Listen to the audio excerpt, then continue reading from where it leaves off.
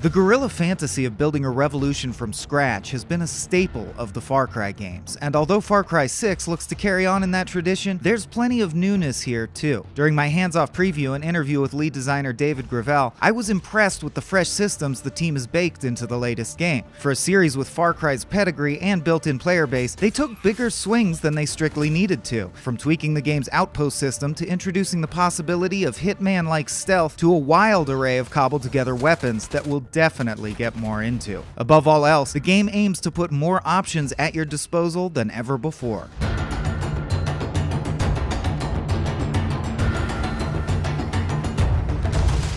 In Far Cry 6, you'll team up with a band of revolutionaries calling themselves Libertad, working to overthrow the fascist regime of El Presidente Anton Castillo, and free a Caribbean island state and Cuba-like called Yara. It's through Libertad that players learn the art of resolver, a guerrilla concept of using every resource at your disposal. The developers weren't afraid to run with that idea, to the point of sometimes taking things a little over the top, and I mean that in a good way.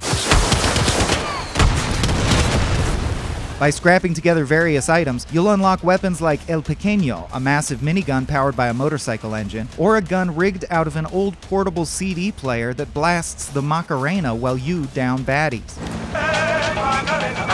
And let's talk Supremos, customizable super weapons you deploy from a backpack. At the preview session, they mostly showed the one that fires a barrage of rockets in all directions when you're desperate, but the game will naturally feature a number of different Supremos, including some that support a stealthy playstyle. And stealth has a new meaning in Far Cry 6 as well. There's a holstering system this time around, and in-game checkpoints the player can talk, bribe, or shoot their way through. It's now a legitimate option to blend in and lay low. Until you don't. Once the S hits the F, you'll be able to make your getaway in a slew of new ways. You could take a guerrilla path, one of Libertad's hidden corridors through the dense jungle, hop into one of your customizable rides complete with jets coming out of the exhaust, or mount your horse and disappear into the hills. Speaking of horses, Far Cry 6 seems to have taken a page out of Red Dead 2's book, adding camp activities to the bases you unlock and develop, giving players more of a reason to hang out at HQ. Animal companions are also back, with at least 2 spotted in preview footage. There's Guapo, an alligator with a taste for man flesh. Good grok.